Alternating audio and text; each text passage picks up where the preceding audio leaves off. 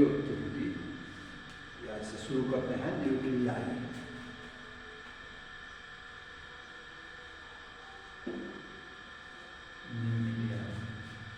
दरअसल टर्म है nucleus, nucleus का प्लूरल हो गया न्यूक्लियाई। इसमें शुरू में चैप्टर शुरू करना है, इसलिए थोड़ा थोड़ा देखते हैं भाषण जैसा ही। न्यूक्लियस क्या है जी?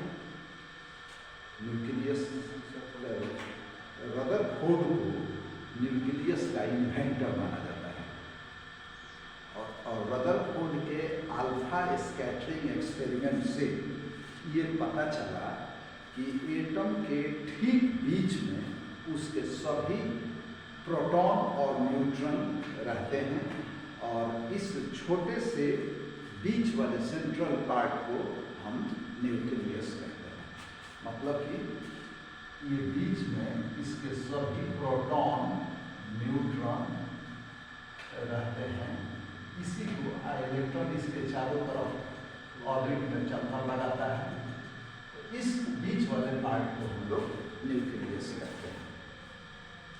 अब देखिए, इसमें मुख्य रूप से न्यूक्लियस का स्ट्रक्चर पढ़ना है और उसमें लगने वाले फोर्स और उसके एनर्जी के बारे में पढ़ना है। इसी से रिलेटेड है रेडियो एक्टिविटी। अब एक बात देखिए, मास का यूनिट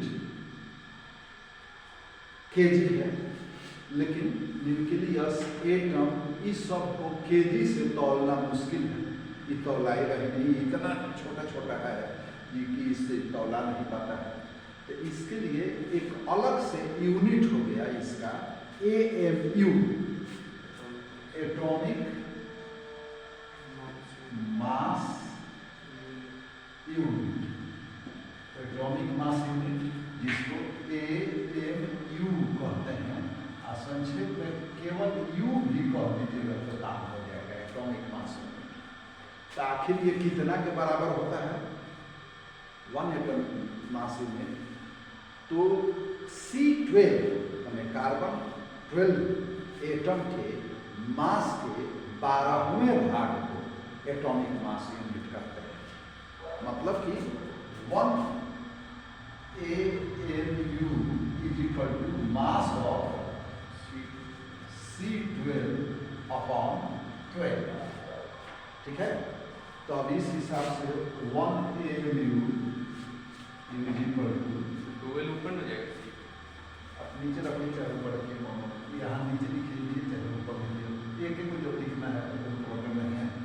मास एटॉमिक नंबर और मास दोनों लिखना रहता है, तो ऊपर भी कुछ लोग लिखना है। अब मास ऑफ C12 कितना होगा ये देखेंगे तब हमारा ये होगा। तो मास ऑफ कार्बन होता है 1.992647 into 10 to the power minus 26 10 to the power minus 26 upon 12 kg। अब ये इस केजी, मान लीजिए कि इसको केजी में रखेंगे। अब इस 12 से इसमें डिवाइड करेंगे तो 1 AMU is equal to 1.66 0.660539 10 to the power minus 27 10 to the power minus 27 kg। ये 1 AMU हो गया। ये ध्यान दीजिए, देखिए 1.66 ये प्रोटॉन के या न्यूट्रॉन के मास के लगभग बराबर है, इसीलिए इसी को 1 AMU मान दिया गया। और अब आपको पता चला होगा कि प्रोटॉन का मास हम 1 मानते हैं, न्यूट्रॉन का मास 1 मानते हैं, इलेक्ट्रॉन का मास 0 मानते हैं। तो ये 1 माने क्या हो? ये है 1 AMU। इसी को हम 1 यूनिट मान लिए तो 1 AMU हो गया।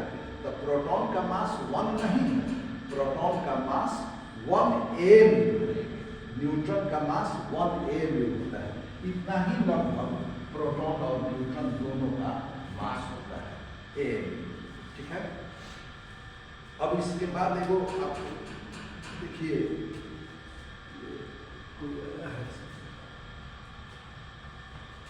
इसको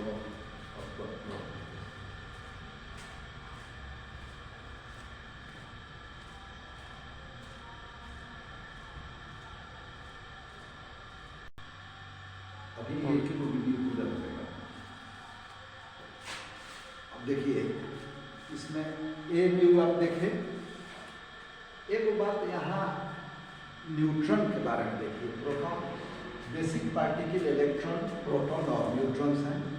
ये आप जानते हैं कि इलेक्ट्रॉन और प्रोटॉन का नंबर बराबर होता है, इलेक्ट्रॉन और प्रोटॉन का चार्ज भी बराबर होता है, लेकिन अपोजिट होता है, इसलिए ये टर्म न्यूट्रल माना जाता है। प्रोटॉन पर जितना पॉजिटिव चार्ज है उतना ही इलेक्ट्रॉन पर नेगेटिव चार्ज है। न्यूक्लियस पढ़ने के पीछे एक और कारण है कि न्यूट्रॉन थोड़ा सा क्या कहा जाए इनडिसिप्लिन है। जनरली इलेक्ट्रॉन और प्रोटॉन तो हर हालत में बराबर होते हैं, लेकिन न्यूट्रॉन कितना होता है ये अलग अलग बात है। जैसे हाइड्रोजन का आप देखिए तो हाइड्रोजन में प्रोटॉन एक है और न्यूट्रॉन मौजूद है। हाइड्रोजन का एटम ऐसा एक सिंगल ऐसा एटम है जिसमें न्यूट्रॉन होता है, ठीक है। अब H का इसके बाद आप चलिएगा जैसे H तो इसमें प्रोटॉन 2 है और न्यूट्रॉन 2। लिथियम प्रोटॉन 3 और न्यूट्रॉन भी 3, ठीक है। इसी तरह से और आगे बढ़ते हैं तो एटॉमिक नंबर 8, 9 तक प्रोटॉन और न्यूट्रॉन बराबर होता है। 8, 9 तक 10 तक। अब इसके बाद जब आगे बढ़ते हैं तो ये न्यूट्रॉन प्रोटॉन प्लस 1 हो जाता है। जैसे सोडियम का आप देखते हैं 11, तो ये सोडियम में प्रोटॉन 11 है और न्यूट्रॉन 12, क्योंकि ये 1 और 23 हो जाता है, ठीक है। एटॉमिक मास प्रोटॉन के संख्या के बराबर होता है, सॉरी एटॉमिक नंबर प्रोटॉन के या इलेक्ट्रॉन के संख्या के बराबर होता है। एटॉमिक मास प्रोटॉन और न्यूट्रॉन के सम के बराबर होता है। एक और बात बता दें आपको यहाँ देखिए, atomic number of protons is called atomic number and its symbol is Z. So Z is equal to P is equal to E is equal to atomic number, और प्रोटॉन और न्यूट्रॉन के सम को एटॉमिक मास या mass number कहते हैं। उसका symbol होता है A, तो इसलिए A is equal to P plus N। ये A is equal to P plus N, माने प्रोटॉन और न्यूट्रॉन। तो इसमें 23 है, तो एक मतलब कि न्यूट्रॉन और प्रोटॉन मिल के 23 हो गया। तो देखिए यहाँ हो गया A is equal to P plus 1, ठीक है। अब ये काम 18-20 तक चलता है और उसके बाद न्यूट्रॉन हो जाता है proton plus 2। Neutron is equal to proton plus 2। ये काम 24-25 तक चलेगा और फिर उसके बाद एटॉमिक नंबर 24-25 तक, और उसके एटॉमिक नंबर 26, 27, 28 जब होता है तो न्यूट्रॉन हो जाता है प्रोटॉन प्लस 3, ठीक है। ऐसा ही माने न्यूट्रॉन की संख्या का कोई नहीं, नियम कानून कुछ फिक्स नहीं है। ये हम अपने नाम से नियम कानून बता दिए कि ऐसा ऐसा हो सकता है। हद तो तब हो जाती है कि कभी कभी अब जैसे एक वो एटम में ये प्रोटॉन प्लस 2 है और उसी में प्रोटॉन प्लस 3 इधर उधर होते रहता है। एक एग्जाम्पल आप देखिए, यूरेनियम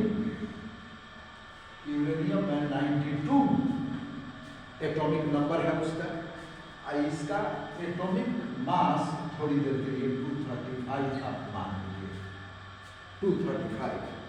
तो इसमें प्रोटॉन वैल्यू हो गया 92 इलेक्ट्रॉन कइलो 92 और न्यूट्रॉन देखिए कइलो 143 न्यूट्रॉन हो गया 43 143 तो इस कोई को अधिक हो गया